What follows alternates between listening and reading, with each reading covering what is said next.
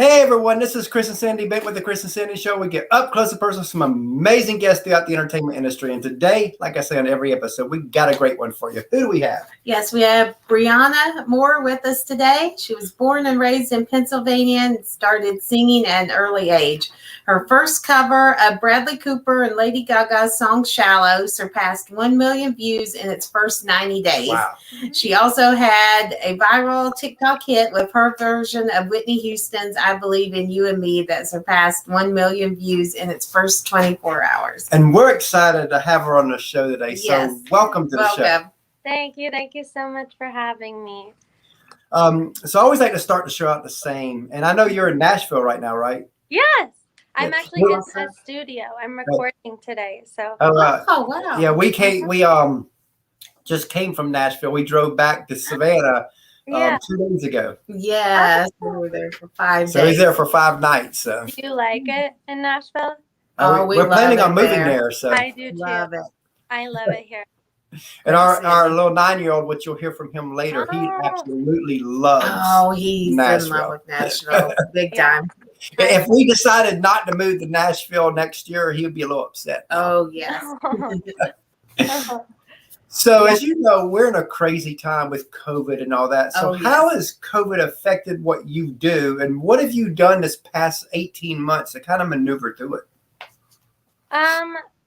Well, I actually started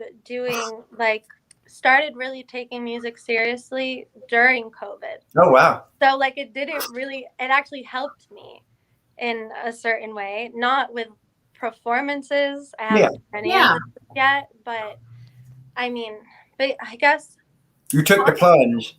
Yes. I've only really been doing this since January of this year.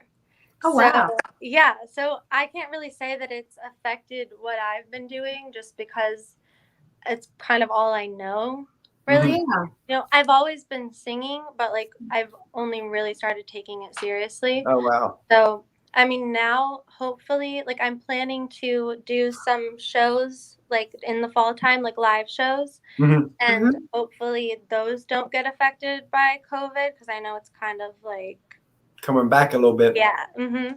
So, but yeah, I've been doing it since COVID really. And so that's all I know.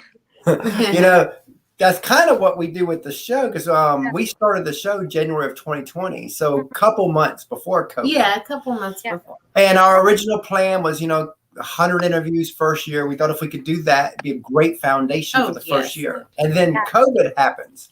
Mm-hmm. And I was watching everything get shut down and watching artists basically having no place to sing and all that. I was like, this could be our opportunity. We may have left at the right time. So we reached out to everybody. And because of that, we end up we're at almost 450 interviews now since January of last year. That's awesome. Yeah. And so instead of doing 100 last year, we did over 300. So we end up tripling our goal because of COVID. Yeah. Yes. So COVID's helped you. Yeah. Yep. Silver lining. And down the road, if we're like a Bobby Bones show or Ty Bentley show, we'll be able to look back and kind of owe COVID to that because it slowed everybody down so that they have time to come on our show. Yeah. Yeah. That's awesome. And, one of my questions I always ask, but you kind of already answered one, is I always want to know, when did you know that this could be a career for you? And it sounds like that it kind of clicked now. Yes. I was I've always loved to sing. Anyone who knows me knows that. And I sing all the time and I always did. But I always called myself a realist. It's kind of sad because I wasn't a big dreamer, Yeah. I feel like a lot of people say that this has been my dream my whole life. I love to sing my whole life. You don't have that. No, I don't. I think that I just recently am developing my sense of self and what I want to do with my life. And now sorry, there's some music playing. I got a little scared. I was like, is someone in here? Oh, But anyway, yeah, I think I've just started to develop my sense of self and knowing that I can actually do this, my confidence, I guess I'll say. in what I'm doing. So yeah. Yeah, because you know I've listened to a lot of your videos, Uh-huh. and you have, and I'm sitting there like she should Yeah. be on the stage now, and to hear Yeah. that you didn't have the confidence in that, you know, that kind of surprises me because you've got a really great voice. Thank you. Yeah. That's one thing that I did miss because I have performed on stages like even before I started taking music seriously. And that's one thing I miss and I'm excited to do. Do you hear that? Oh, I do hear that. Yes, I hear that in the background. I'm sorry. It's Oh, no someone's playing problem. music. Nashville, the music That's city, Nashville, right? Yeah, Yeah. Hopefully, Facebook don't pick it and YouTube don't pick it up and say, "Oh, they're playing copyrighted stuff." Yeah, I know. What was I saying? Oh, I got distracted. I'm sorry. But yeah, I'm excited. I was saying how I'm excited to perform again because that's one of my favorite things to do. Like that's one of my favorite things about singing is to sing on stages. One of my buddies said your room's haunted. I know, I saw. Maybe it's a singing ghost. There you go. Yeah, joining us today. So, what are some hobbies you like to do outside of music? I have some hobbies that some people might not really like. Like I like to read tarot cards and stuff like that. Mm-hmm. I know, because I grew up Christian, so I know a lot of like Christians don't really believe in that stuff. But I love reading tarot cards, and I love anything artistic. I love writing in general too, like not even just music. I I can't tell you the amount of books I've tried to write in my life, but like I never finished. And I also like normal stuff like eating. I love food. Like I think I'm a foodie, and I love just going out to eat and stuff like that. So, yeah. And you know, our show is a non-judgmental show because you know the way we feel is, you know, we're not looking at the lifestyle, we're looking at the life story. Yes, absolutely. That's what's important to us. Is the story behind the person. Mm-hmm. Yeah, me too. I agree with that. So the stories really do matter. You know, it doesn't. I don't care. We're all different, but yet we're all the same because we can all learn from each other. Yeah, experiences and stories. I totally agree. So, as you know, a lot of people they see the glory of your big artist, but they don't see the grind, the sacrifice, the tears, the struggles it takes, not just to get to their level, but even a career level within music. And I always want to talk about that because I think it's one of the most glossed over things when it comes to music is people think they jump in and like, oh, I got the talent, so I can do anything I want. And we both know that it's a lot harder than that. So let's talk about some of the sacrifices you've had to make through your career so far. I mean, mainly just, it's definitely taken time away from me being able to spend with my family, which I mean, I feel like is normal, but it's because I'm very family oriented. Like I love my family and I miss being on them. So that's been one of the things, especially because my whole family live in Pennsylvania and I've been living in Atlanta, which obviously I can fly home, but like I just haven't been able to so often as I would like to. Yeah. And I mean that's pretty much the biggest sacrifice for me. Also, I don't know if I would call this a sacrifice, but it's been hard for me because like I just like it's shown me a lot about myself that I don't like and that I want to change, if that makes sense. So it's also been like a growth and learning more about myself and trying to like come to terms with certain things about myself. And maybe that won't make sense, but to me in my head it makes sense. And since you're pretty new to this, what's something that surprised you since you've been taking it seriously? Just how like, you know, a lot has surprised me about it. I'll tell you. Okay, so since I've always sung, like I always knew how to sing, but it's also like how precise, especially like in the studio and stuff like that. What surprised me is how like precise everything has to be, and even with like being on camera and stuff and certain angles and like the just everything surprised me how everything's so like thought out. Like everything is thought out, at least for what I've been doing. Like the way videos are, I never knew about any of that stuff. The way like you film the little music videos I make and stuff like that, how everything's just very, because I'm more of a person who doesn't really like look at the details, and I don't really like plan things, and I'm not really so structured, and a lot of it actually is kind of structured, at least for what I've been doing. And like the videos and just being in the studio too. So that's what surprised me about it, at least what I can think of off the top of my head.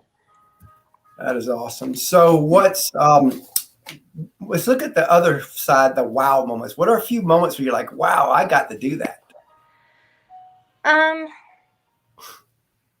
Well, I mean, honestly, I'll take it back to the studios, because I never thought I'd be singing in the studio.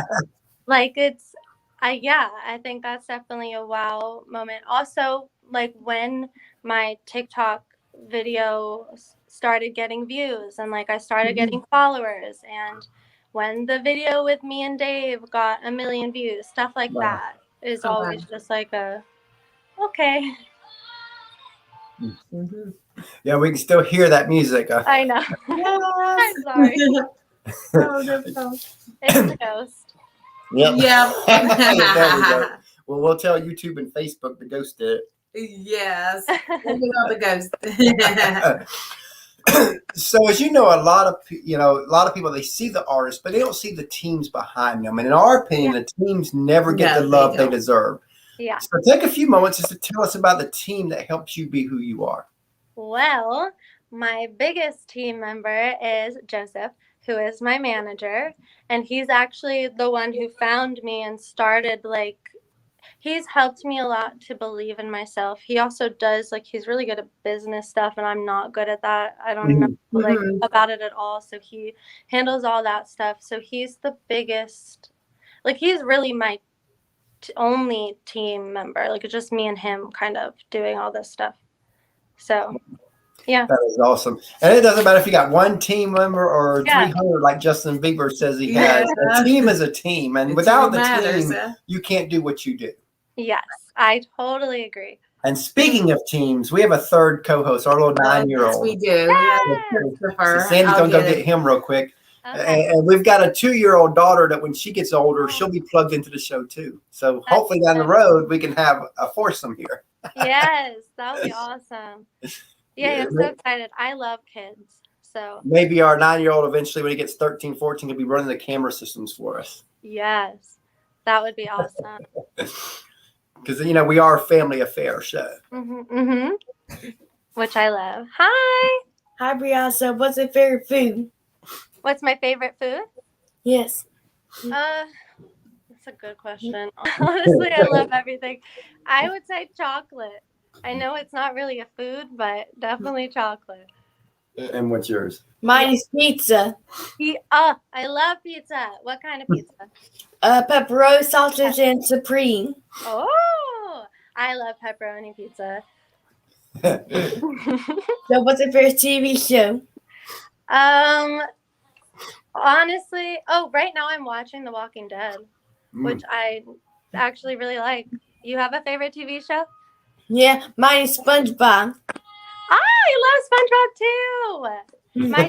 My dad actually still watches SpongeBob. What's been cool is he now watches a lot of Nickelodeon and Disney shows. Yeah. And because we bring on not just artists but actors and actresses too in the show, that he's been able to we've been able to bring on people that's from his shows onto our show. That's awesome. And he's gotten to meet them. You've met them? Yes. Well, kind of met them over this. Yeah. like one of his favorite shows is the Disney show Bunked, and we had the girl that plays Destiny on there. Oh, and you got to talk to her? Yes. Yeah, was that fun? Yes, it was. Yeah. And he also liked the show Side Hustle, and we've had 2 people from Side Hustle come on the show. Oh, cool. So it's been pretty cool that, he's been able, again, like I said, we're a family affairs show. So be able to bring people that he wants on the show too. Like he tells us to go after so-and-so. And I'm like, if they say, yeah, we'll do it. That's so sweet. That's awesome. Honestly, that's awesome that he gets to talk to the people in the shows that he loves. So what's your favorite movie? Let me think about this one. Oh, I love, well, honestly, I love The Godfather, like all three of the Godfather movies. I just have an obsession with like mob movies and stuff like that. But I also, there's one movie that my grandma showed me growing up called Fried Green Tomatoes. And I don't think a lot of people would have seen it, but that's really good in my opinion. I love that one. I've seen it. Yes, I love it. It's so good. I love it. And what's yours? Mine is the Minions movie. The Minions? Yes. Oh, love that one too.